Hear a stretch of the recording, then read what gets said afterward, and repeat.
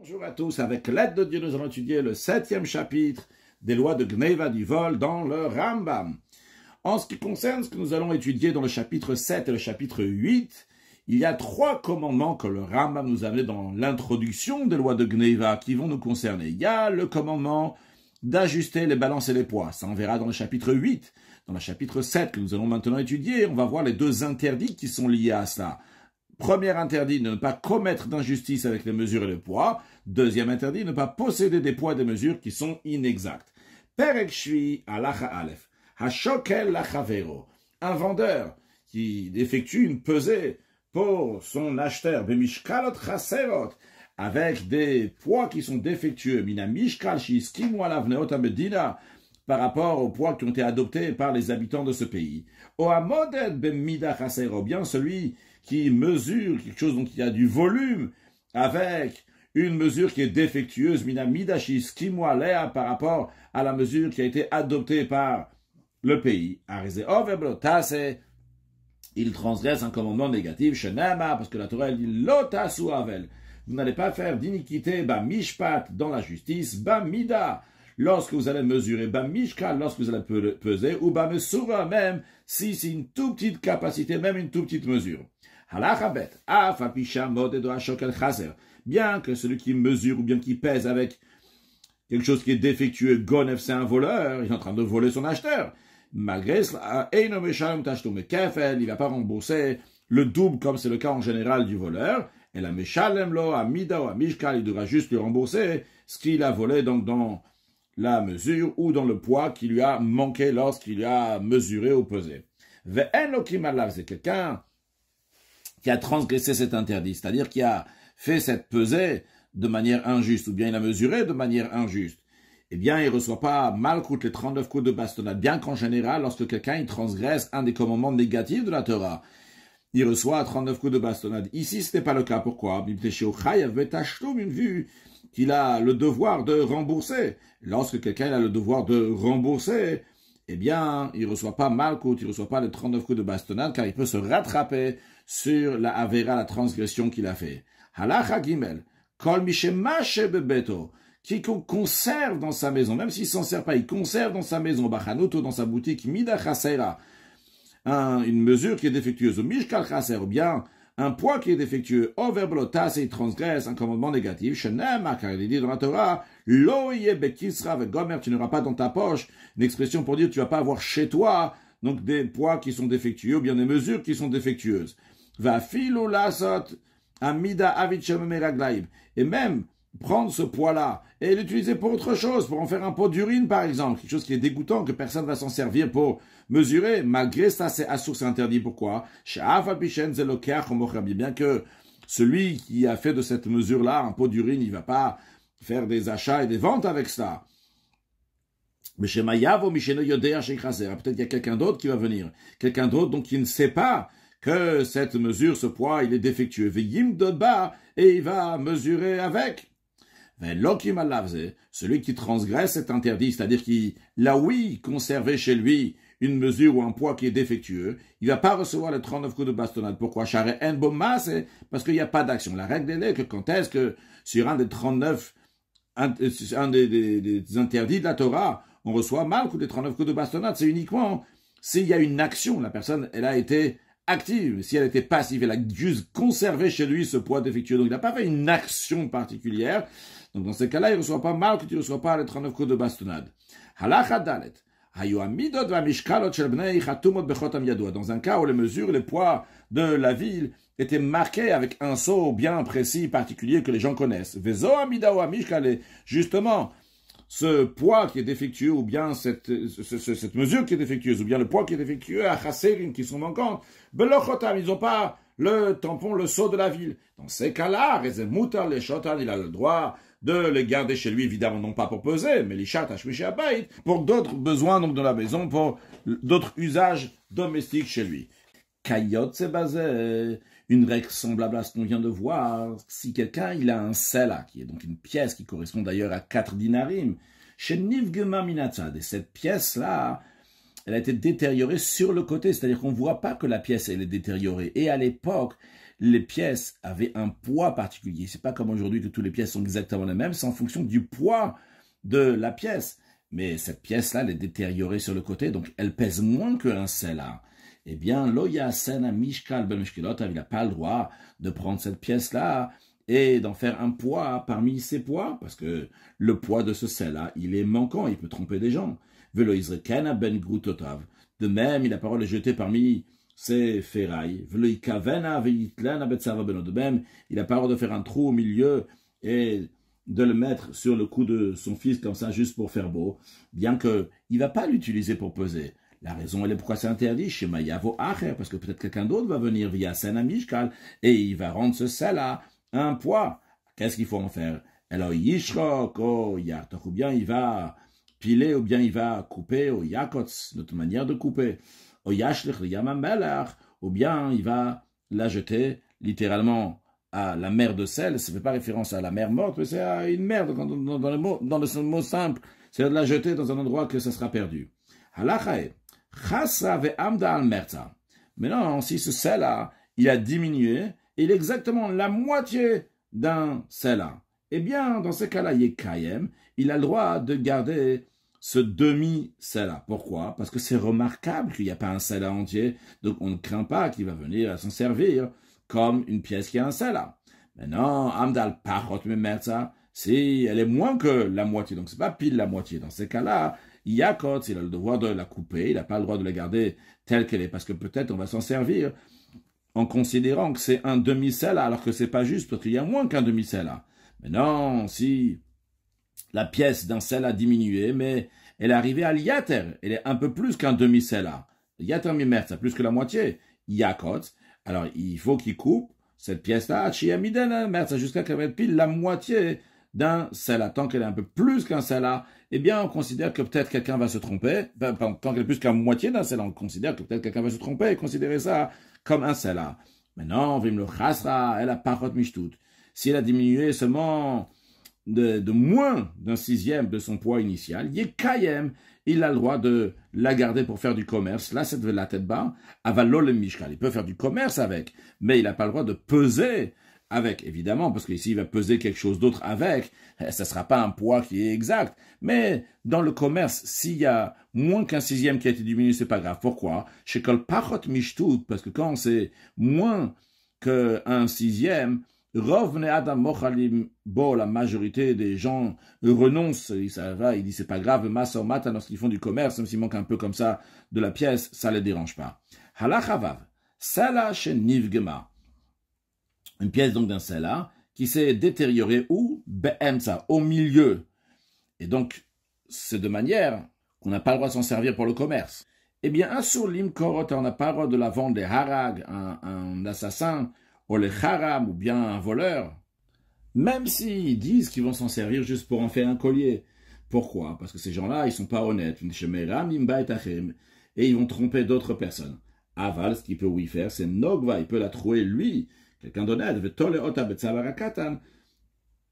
et en faire un collier pour le cou de son enfant. Halachazain, ose adam midotav sea, vachati sea, urvia sea, vekav, vachati kav, urvia kav, vachati arova, oshmin arova.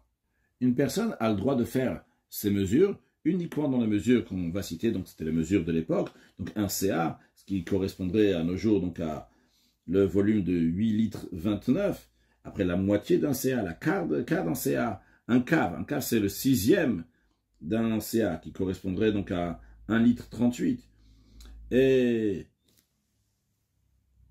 un demi-cave, le quart d'un cave, la moitié d'un rova, qu'on dit la moitié d'un quart, c'est-à-dire le huitième d'un cave. Et après, le huitième du quart, c'est-à-dire en d'autres mots, un 32e du cave. Et quand on fait des mesures comme ça, on est sûr que ça ne va pas s'échanger. On va pas dire, ah tiens, peut-être c'est telle mesure, une autre mesure. C'est bien clair. Avaloya c'est kabaimi. Il ne doit pas faire 2 caves. Pourquoi? Parce que s'il fait une mesure de 2 caves chez l'autre Chalev Berova ACH au Kavometsa, ça risque de s'échanger, ça ressemble à le quart d'un CA, que le quart d'un CA correspond à un cave et demi. Donc entre un cave et demi et 2 caves, on risque de se tromper.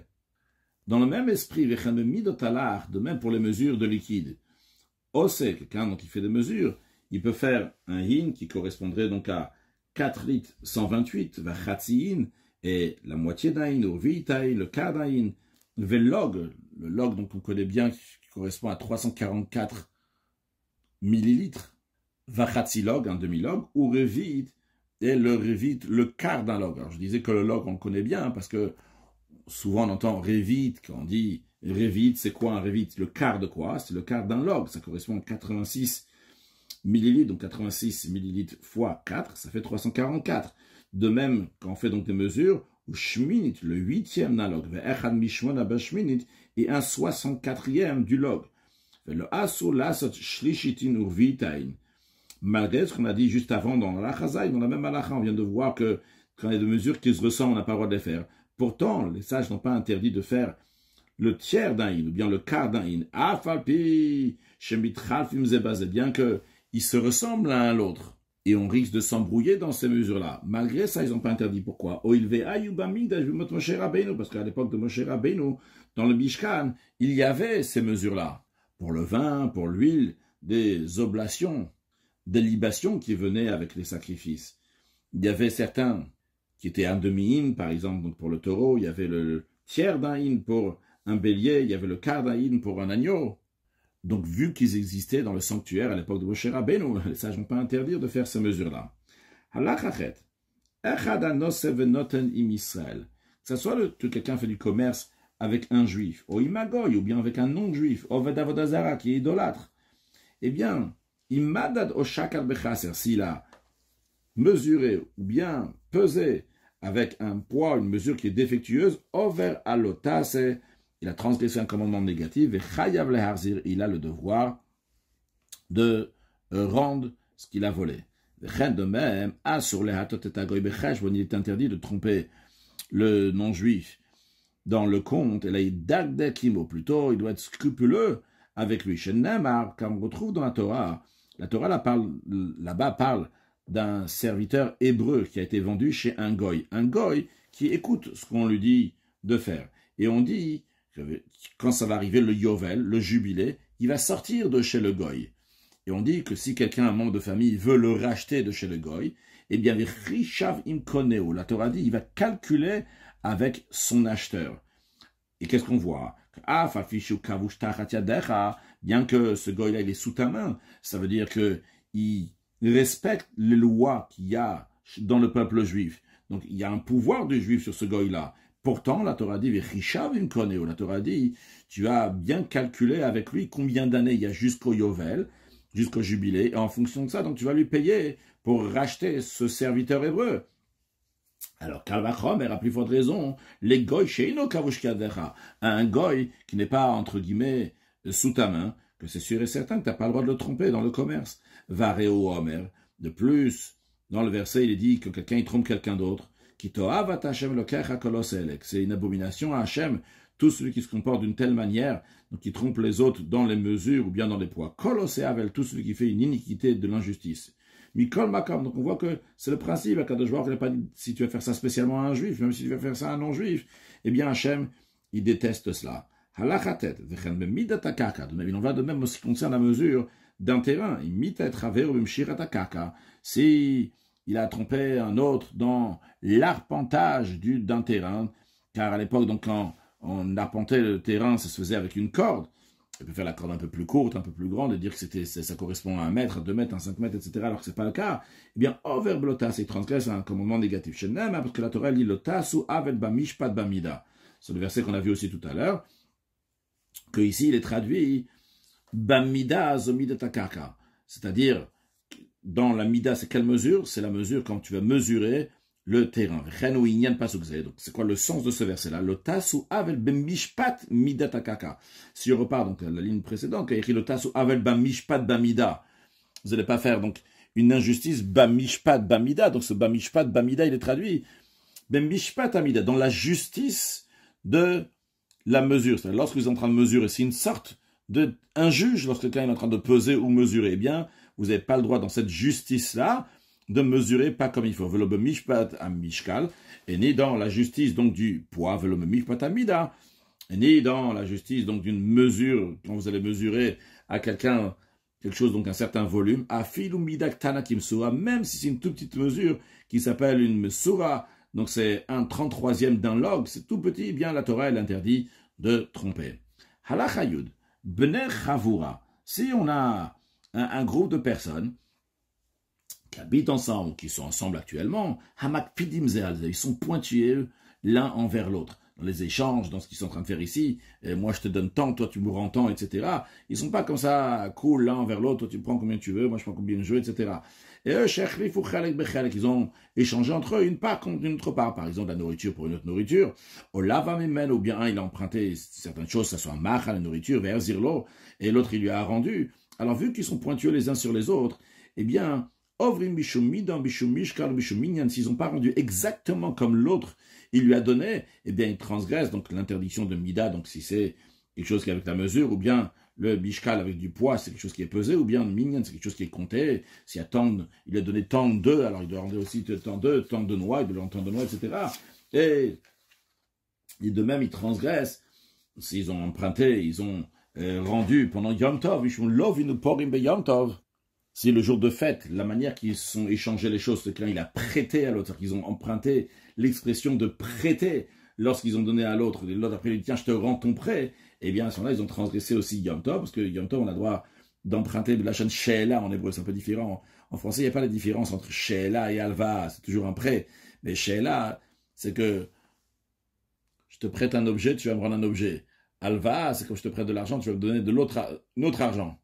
Alors, en tous les cas, l'expression ici, elle est importante, même si dans le concret, c'est la même chose, mais on ne doit pas faire, donc, en tout cas, de halva'a, de prêt, dans le sens de halva'a. Halacha yudalef.